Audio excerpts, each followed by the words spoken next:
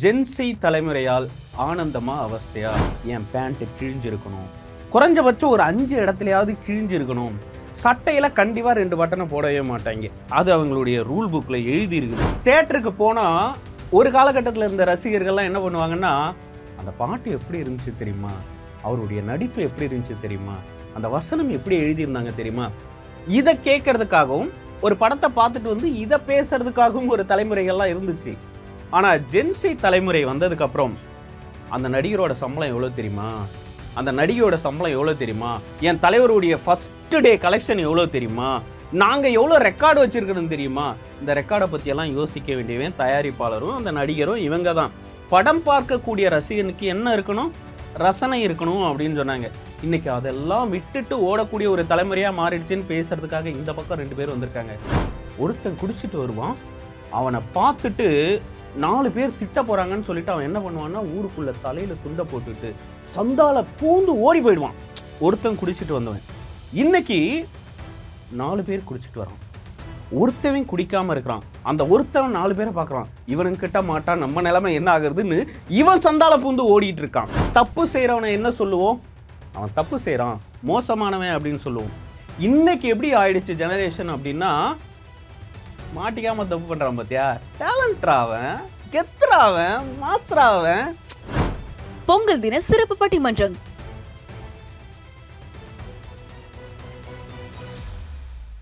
பராசக்தி உங்கள் அபிமான திரையரங்குகளில் காணத் தவறாதீர்கள். உலகெங்கும் இருக்கின்ற இந்தியா தமிழ் நேயர்களுக்கு இனிய பொங்கல் நல்வாழ்த்துக்கள் என் சார்பாகவும் குழுவினர் சார்பாகவும். முதல்ல ஒரு உத்தரவாதம் தரோம், இது ட்ரெடிஷ்னலாக பட்டிமன்றம் கிடையாது.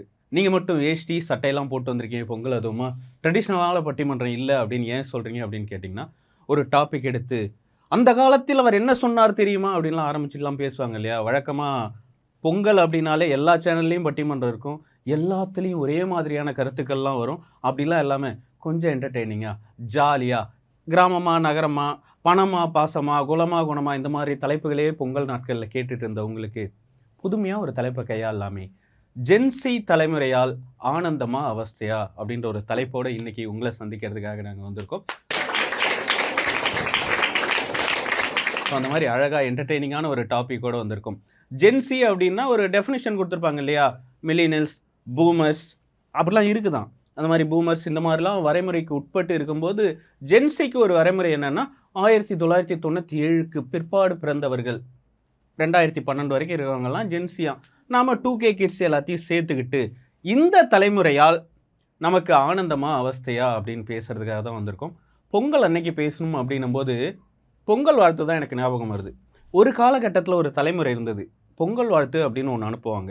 இந்த பொங்கல் வாழ்த்து எப்படின்னா, மாமாவுக்கு என்ன பிடிக்கும், அக்காவுக்கு என்ன பிடிக்கும், நம்ம சித்தப்பா பையனுக்கு என்ன பிடிக்கும் அப்படின்னு அவங்களுக்கு என்ன பிடிக்கும் அப்படின்னு யோசித்து அவங்களுக்கு பிடிச்ச நடிகர்களுடைய புகைப்படத்தை வாங்கி அதில் வாழ்த்துக்களை கைப்படவே எழுதி, அதையும் வாங்கிறதுக்கு காசு இல்லை அப்படின்னு சொன்னால் ஒரு 25 பைசாவில் ஒரு கார்டு இருக்கும். அந்த மஞ்சள் கலர் கார்டில் அவங்களே பென்சில் எடுத்து வரைஞ்சி அவங்களே அதுக்கு பெயிண்ட் அடித்து அதில் அட்ரஸ் எழுதி போடுவோம். நமக்காக ஒருத்தர் எழுதி அனுப்பியிருப்பாங்களே அப்படின்ற அந்த சந்தோஷத்தையே அந்த பொங்கல் வாழ்த்தை எடுத்துகிட்டு போயிட்டு வீட்டு கதவுல ஒட்டுவோம், பீரோவில் ஒட்டுவோம். அது அடுத்த பொங்கல் வர்ற வரைக்கும் அந்த பீரோவில் அப்படியே இருக்கும், அந்த கதவுல இருக்கும். வருஷக்கணக்காக இருக்கிற பொங்கல் வாழ்த்து எல்லாமே இருந்திருக்கு. ஆனால் இன்னைக்கு பொங்கல் வாழ்த்துக்கள் எப்படி வந்திருக்கு அப்படின்னு சொன்னால், ஃபோனை எடுக்கிறான், டெக்ஸ்ட் பண்ணுறான், 2 செகண்ட் அவன் பார்க்கல அப்படின்னு சொன்னால், நான் அனுப்பி 3 செகண்ட் ஆகுது, இது வரைக்கும் பார்க்கறத விட அவனுக்கு என்ன வேலை இருக்குது, டெலீட் பண்ணு. டேய் அப்படி என்னடா டெலீட் பண்ண, எனக்கு அனுப்பிச்சிட்டு அதெல்லாம் சொல்ல முடியாது. நீ பார்க்கலல்ல, நீ பார்க்கவே வேணாம் அப்படின்ற அளவுக்கு எதுக்கு எடுத்தாலுமே ஒரு இன்ஸ்டன்ட் ரியாக்ஷன் வரணும் அப்படின்னு நினைக்கக்கூடிய ஒரு தலைமுறை. அப்படின்னு நான் ஜென்சியை திட்ட ஆரம்பிச்சேன்னா, நடுவரே சொன்னார் பார்த்தீங்களா, ஜென்சி நடுவரே திட்டினார், அதை தான் நாங்களும் சொல்கிறோம் அப்படின்னு இந்த அணியிலேருந்து சொல்லிவிடுவாங்க. ஸோ அந்த பக்கம்லாம் போகாமல் எப்படி இருந்த தலைமுறை இன்றைக்கி எப்படி இருக்கக்கூடிய ஒரு தலைமுறையாக மாறி இருக்குது அப்படின்ற விஷயங்கள்லாம் பார்க்கணும். உடை, சிகை அலங்காரம், அதான் ஹேர் ஸ்டைல்னு சொல்லுவாங்க இல்லையா தமிழில், அப்படி தானே? ஆமாம். ஒரு ட்ரெஸ் பண்ணுறதுக்கு ஒரு முன்னாடியெல்லாம் ஒரு ட்ரெஸ் கோட்லாம் இருக்கும். ஸ்கூலுக்கு போகிறோம் அப்படின்னு சொன்னால் முழங்கால் வரைக்கும் கரெக்டாக அந்த பேண்ட் இருக்கணும், சட்டை நீட்டாக அயன் பண்ணியிருக்கணும், தலை அதுக்குன்னே எல்லா அம்மாக்களுக்கும் யூனிவர்சலாக ஒரு ஹேர் ஸ்டைல் இருக்கும். சீப்பை எடுப்பாங்க, கரெக்டாக இந்த கார்னரில் வச்சு வாரி விடுவாங்க. அவனுக்கு எப்படி முடி இருந்தாலும் சரி, அவங்க வாடுறது தான் ஒரு ஹேர் ஸ்டைல். அது எல்லா பசங்களுக்கும் எல்லா அம்மாவும் வாரி விட்டுருப்பாங்க ஒரு ஹேர் ஸ்டைல். ஆனால் இன்றைக்கி ஸ்கூலுக்கு போகிறவனுக்கு இந்த பக்கமும் முடி இருக்க மாட்டேங்குது, இந்த பக்கமும் முடி இருக்க மாட்டேங்குது, நடுவில் லாரி ஓடுற மாதிரி வைக்க போகிறா வச்சுருக்கான். சில பேர்லாம் கலர் கோழி குஞ்சு மாதிரியே வரான், கலர் கலராக அடிச்சிருக்கான், சிகப்பு கலர், மஞ்சள் கலர், பச்சை கலர்னு. அவன் தலையை பார்க்கும்போதே பல வண்ணங்களுடைய கலவையாக தான் பள்ளிக்கூடத்துக்கே வரான். இதில் நல்லா யோசிச்சு பாருங்க, காஸ்டியூம் போடும்போது சொல்கிறோம் இல்லையா, கையெல்லாம் இப்படி அழகாக இருக்கும், நீட்டாக இருக்கிற மாதிரி ட்ரெஸ் எடுக்கணும், எனக்கு இந்த மாதிரி இருக்கிற காஸ்டியூம் தான் வேணும் அப்படின்ற கேட்ட தலைமுறையெல்லாம் மாறி இன்றைக்கி ஜென்சி தலைமுறை வந்திருக்கான். என் பேண்ட்டு கிழிஞ்சிருக்கணும், குறைஞ்சபட்சம் ஒரு 5 இடத்துலையாவது கிழிஞ்சிருக்கணும், சட்டையில் கண்டிப்பாக 2 பட்டனை போடவே மாட்டாங்க, அது அவங்களுடைய ரூல் புக்கில் எழுதி இருக்குது, சட்டையில் 2 பட்டன் போடக்கூடாது. அதுவும் நிச்சயமாக பாருங்கள், நிறைய ஸ்கூல்ஸில் இன்றைக்கும் பார்க்குறோம், அன்னலட்சுமி அவர்கள்லாம் ஆசிரியராக இருக்காங்க, ஸ்கூலுக்கெல்லாம் போகும்போதெல்லாம் பார்த்தீங்கன்னா பேண்ட் இந்த முட்டிக்கிட்டே சுருக்கி வச்சுருக்கிறான், லெகின்ஸ் மாதிரியே போட்டுட்ருக்கிறான். சட்டை அவன் கை ஏற்கனவே சும்பி போய் தான் இருக்குது சின்னதாக, அதுலேயும் இங்கேயே சுருட்டி விட்டு அதை மடித்து விட்டு அப்படிலாம் கலாச்சாரத்தை எல்லாம் இன்றைக்கு போற்றி பாதுகாத்து கொண்டு இருக்கிற அந்த ஜென்சி தலைமுறையை பற்றி தான் பேச போகிறோம். சமீபத்தில் ஒரு பஸ்ஸில் ஏறி உட்காந்துட்டு இருந்தேன், ஜன்னல் சீட்டில் உட்காந்துட்டு இருந்தேன். திடீர்னு ஒரு பையன் ஓடி வந்தான், டக்குன்னு பஸ்ஸில் ஏறினா டக்குன்னு கீழே இறங்கிட்டான். தம்பி சீட்லாம் இருக்குதுடா, ஏறுறா. அதெல்லாம் வேணாங்க. டேய் சீட் இருக்குதுடா, ஏறுடா, முன்னாடி சீட் இருக்குது, எனக்கு பக்கத்தில் கூட சீட் இருக்குது, வந்து உட்கார்ற. வேணாங்க. ஏன்பா இவ்வளோ சீட் இருக்குது, ஏன் ஏற மாட்டேன்ற? பூரா ஒரே ஆம்பளையாக இருக்கா, இந்த பஸ்ஸில் எவன் ஏறுவான் அப்படிங்கிறான். இவன் என்ன எதிர்பார்க்குறான்னே தெரியல. அவனுடைய ரசனை லிரிக்ஸ்க்கெல்லாம் ஒரு காலத்தில் ஒரு டேஸ்ட் இருந்தது. உள்ளே வெளியேன்னு ஒரு படம், பார்த்திபனோட படம். அந்த படத்தில் கதாநாயகனும் சந்திச்சுக்கிற ஒரு காட்சி தான். அதுக்கு கவிஞர் வரிகள் எழுதியிருக்காரு. மயிலோடு உறவாட முடியாமல் மனம் வாட, ரயிலோடும் வழியோடு படுத்தேனடி, ரயிலோடி வரும் முன்பு மயிலோடி வரும் என்று நினைத்தேனே அதுபோல நடித்தேனடி. ஜஸ்ட் ஒரு சிம்பிளான காதல் பாட்டையே அவ்வளவு ரசித்து எழுதி அதை கேட்டு ரசித்த தலைமுறையெல்லாம் ஒரு காலகட்டத்தில் இருந்தது. கண்ணுக்கொரு வண்ண கிளி, காதுக்கொரு கவனக்குயில், நெஞ்சுக்கொரு வஞ்சிக்கொடி நீதானம்மா அப்படின்னா இப்படியெல்லாம் கேட்டுட்டு இருந்த ஒரு காதுகள் இருக்கு இல்லையா, இன்னைக்கு இருக்கிற காதுகள் கேட்கக்கூடிய ஒலிகள்லாம் ஸ்ட்ரெயிட்டாக போயிட்டு ஹாஸ்பிட்டலில் அட்மிட் ஆகிடலாம் போல இருக்குது அப்படின்னு இவங்க சொல்கிறதுக்காக வந்திருக்காங்க. பாட்டை கேட்டாலே முழுசாக இறைச்சலாக தான் இருக்குது, கேட்குற எல்லா பாட்டும் ஒரே மாதிரியாக இருக்குது. இன்றைக்கி ஒரு பாட்டு ரிலீஸ் ஆகுதுன்னா உடனே எடுத்து போடுறான், இந்த பாட்டை எங்கேருந்து எடுத்தாங்க தெரியுமா, அவன் போன படத்தில் போட்ட பாட்டோட மியூசிக் தான் இந்த பாட்டிலையும் போட்டிருக்கான் அப்படிங்கிறான். ஆனால் அதை கொண்டாடக்கூடிய ஒரு தலைமுறை. தேட்டருக்கு போனால் ஒரு காலகட்டத்தில் இருந்த ரசிகர்கள்லாம் என்ன பண்ணுவாங்கன்னா, அந்த பாட்டு எப்படி இருந்துச்சு தெரியுமா, அவருடைய நடிப்பு எப்படி இருந்துச்சு தெரியுமா, அந்த வசனம் எப்படி எழுதியிருந்தாங்க தெரியுமா, இதை கேட்கறதுக்காகவும் ஒரு படத்தை பார்த்துட்டு வந்து இதை பேசுறதுக்காகவும் ஒரு தலைமுறைகள்லாம் இருந்துச்சு. ஆனால் ஜென்சி தலைமுறை வந்ததுக்கப்புறம் அந்த நடிகரோட சம்பளம் எவ்வளோ தெரியுமா, அந்த நடிகையோட சம்பளம் எவ்வளோ தெரியுமா, என் தலைவருடைய ஃபஸ்ட்டு டே கலெக்ஷன் எவ்வளோ தெரியுமா, நாங்கள் எவ்வளோ ரெக்கார்டு வச்சுருக்கணும் தெரியுமா. இந்த ரெக்கார்டை பற்றியெல்லாம் யோசிக்க வேண்டியவன் தயாரிப்பாளரும் அந்த நடிகரும் இவங்க தான். படம் பார்க்கக்கூடிய ரசிகனுக்கு என்ன இருக்கணும், ரசனை இருக்கணும் அப்படின்னு சொன்னாங்க. இன்றைக்கி அதெல்லாம் விட்டுட்டு ஓடக்கூடிய ஒரு தலைமுறையாக மாறிடுச்சுன்னு பேசுகிறதுக்காக இந்த பக்கம் 2 பேர் வந்திருக்காங்க. இல்லை சார், ஜென்சியை பற்றி உங்களுக்கு என்ன சார் தெரியும், சமூக நீதி அப்படின்ற ஒரு விஷயத்தை காப்பாற்றுறதே எங்கள் ஜென்சி பசங்க தான் தெரியுமா எப்படின்லாம் கேட்குறாங்க. அது எப்படின்றத சொல்கிறதுக்கு தான் அவங்க 2 பேரை உட்கார வச்சுருக்கிறோம். பூமருக்கு தெரியாதான். தொழில்நுட்பத்தை கையாளக்கூடிய தலைமுறை அப்படின்னு ஒன்று இருக்குது இல்லையா, போன தலைமுறைக்கு கிடைக்காத தொழில்நுட்பம் எல்லாமே இந்த தலைமுறைக்கு கிடைச்சிருக்கு, அதெல்லாம் நாங்கள் ரொம்ப மிகச்சரியாக பயன்படுத்துகிறோம் அப்படின்னு. ஆத்தென்டிசிட்டி அப்படின்னு சொல்லுவாங்க. ஒரு விஷயத்தை எடுத்துக்கிட்டால் அதில் முத்திரை பதிக்கக்கூடிய தன்மை, எல்லாத்துலேயும் நான் பங்கேற்பேன் அப்படின்னு இல்லாமல் தனக்குன்னு பிடிச்ச ஒரு விஷயத்தை எடுத்துக்கிட்டு அதில் முத்திரை பதிக்கக்கூடிய ஒரு தலைமுறையாக வந்துருச்சு அப்படின்னு சொல்லலாம். ஒரு காலகட்டத்தில் ஒரு தலைமுறை இருந்துச்சு, ஒருத்தன் குடிச்சிட்டு வருவான், அவனை பார்த்துட்டு 4 பேர் திட்ட போகிறாங்கன்னு சொல்லிட்டு அவன் என்ன பண்ணுவான்னா, ஊருக்குள்ளே தலையில் துண்டை போட்டுட்டு, மாமா பார்த்தா திட்டுவாரே, சித்தப்பா பார்த்தா என்ன நினைப்பாரு, குடும்பத்தில் போய் யாராவது சொல்லிவிடுவாங்களா அப்படின்னு சந்தால பூந்து ஓடி போயிடுவான் ஒருத்தன் குடிச்சிட்டு வந்தவன்.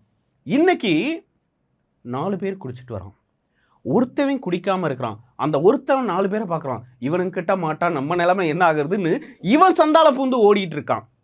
ஒரு காலகட்டத்தில் தப்பு செய்கிறவனை என்ன சொல்லுவோம், அவன் தப்பு செய்கிறான், மோசமானவன் அப்படின்னு சொல்லுவோம். இன்றைக்கி எப்படி ஆயிடுச்சு ஜெனரேஷன் அப்படின்னா, மாட்டிக்காமல் தப்பு பண்ணுறான் பார்த்தியா, டேலண்ட்ராவன், கெத்துறாவன், மாஸ்டராவன். ஒரு காலகட்டத்தில் ஹீரோஸ்க்குன்னு ஒரு இலக்கணம் இருந்தது தமிழ் சினிமாவில். அவர் என்ன பண்ணுவார்னா, ஆயாவை காப்பாற்றுவார், ஆயா ரோடை கிராஸ் பண்ணி விடுவார். அதே மாதிரி பார்த்தா ஹீரோயின் வராங்க அப்படின்னா ஹீரோயினை தொட மாட்டார். அந்த மாதிரி விஷயங்கள், ஏழைகளுக்கு உதவுறது, அநீதியை கண்டா பொங்குறது, மது, பீடி, சிகரெட் இதெல்லாம் தொடாத இருக்கிறவங்கள ஹீரோன்னாங்க. இதையெல்லாம் செய்கிறவங்கள வில்லன் அப்படின்னாங்க. ஆனால் இன்னைக்கு ஹீரோவும் சிகரெட் பிடிப்பார், வில்லனும் சிகரெட் பிடிப்பார். ஹீரோ தண்ணி அடிப்பார், வில்லன் 2 கிளாஸ் எக்ஸ்ட்ரா அடிப்பார். ஹீரோயினை ஹீரோ துரத்துவார், வில்லனும் ஹீரோயினை துரத்துவான். யாருக்கு ஹீரோயின் கிடைக்குதோ அவர் ஹீரோவாக மாறிடுவார், யாருக்கு ஹீரோயின் கிடைக்கலையோ அவன் வில்லனாக மாறிடுவான். தமிழ் சினிமாவில் ஒரு கலாச்சாரம் இருந்தது, உறவுகளுடைய மகத்துவத்தெல்லாம் சொன்ன ஒரு காலகட்டம்லாம் இருந்தது, அதை ரசித்த தலைமுறையெல்லாம் இருந்தது. ஆனால் இன்னைக்கு எப்படி ஆயிடுச்சுன்னா கடத்தல், கஞ்சா, கொலை இது எல்லாத்தையும் மக்கள்கிட்ட கொண்டு வந்து சேர்க்கக்கூடிய ஒரு இடமா திரையரங்கம் மாறி போச்சு. அதை கொண்டாடக்கூடிய தலைமுறையாக இந்த ஜென்சி மாறி போச்சு அப்படின்னு ஒரு குற்றச்சாட்டை சொல்கிறதுக்காகவே 2 அறிஞர் பெருமக்கள் வந்திருக்காங்க. அறிஞர் பெருமக்கள்னா ட்ரெடிஷ்னலாக 2 இன்டெலெக்சுவல்ஸ் வந்திருக்காங்க. அதில் முதல் முறையாக அந்த அணியில் பேசுறதுக்காக சின்னத்திரையின் ஆட்சி மனோரமா ஜென்சி தலைமுறையால் அவஸ்தையே அப்படின்னு பேசுறதுக்காக பேராசிரியர் அன்னலட்சுமி அவர்கள் வந்திருக்காங்க. அவங்களுக்கு ஒரு பலத்த கைத்தட்டல் கொடுத்து வரவேற்கலாம். அவருக்கு இணையாகவும் துணையாகவும் எனக்கு மிக பிடித்தமான ஒரு நடிகர் அப்படின்னே சொல்லலாம் முரளி அவர்கள். எனக்கு பிடிச்சமான ஒரு மிகச்சிறந்த நடிகர். அதுவும் இதயம் படத்தெல்லாம் முரளியை பார்த்து நாமளும் இப்படி தாண்டா இருந்தோம் லவ்வை சொல்லாமலேயே காலகாலத்துக்கு, அதே மாதிரி இருக்காங்க அப்படின்னு கொண்டாட. அதில் ஒரு வரிகள்லாம் வரும் தெரியுமா, உன் வீட்டு கண்ணாடி என்றாலும் கூட முன்வந்து நின்றால்தான் முகம் காட்டும் அப்படின்னு சொல்லுவாங்க. அந்த மாதிரியெல்லாம் எனக்கு பிடிச்ச முரளி அவர்களுடைய பெயரையே தாங்கி இருக்கின்ற இந்த ஜெனரேஷனுடைய பிரதிபலிப்பாக இருக்கார். ஆனால் அவங்களால அவஸ்தை தான் அப்படின்னு பேசுறதுக்காக முரளி அவர்கள் வந்திருக்கிறார். அவருக்கு ஒரு நல்ல கைத்தட்டல் கொடுத்து வரவேற்கலாம். என்ன சார் எப்போ பார்த்தாலும் பூமர் மாதிரி குறை சொல்கிறதுக்காகவே 2 பேர் வந்திருக்காங்க. அப்படிலாம் கிடையாது சார், நாங்களாம் ரொம்ப ரொம்ப ரொம்ப நல்ல பசங்க சார், தங்கத்துலேயும் தங்கம் சொக்க தங்கம் சார் ஜென்சி கிட்ஸ்லாம். எங்களை மாதிரி ஒரு ஜெனரேஷன்லாம் கிடையவே கிடையாது சார், எங்களை பார்த்து இவங்களுக்கெல்லாம் வைத்தறிச்சல் சார் அப்படின்னு சொல்கிறதுக்காக பேசுறதுக்காக லைஃப் ஸ்டைல் கோச் ஹேமமாலினி அவர்கள் நம்மளுடைய அரங்கத்துக்கு வந்திருக்காங்க. அவங்களுக்கு ஒரு நல்ல கைத்தட்டல் கொடுத்து வரவேற்கலாம். அவருக்கு இணையாகவும் துணையாகவும் ஊடகவியலாளர் அப்படின்னு சொன்னால் தெரியாது இல்லையா, என்ன சொல்லணும், மீடியா பர்சன் மிஸ்டர் தமிழரசன் அவர்கள் வந்திருக்காங்க.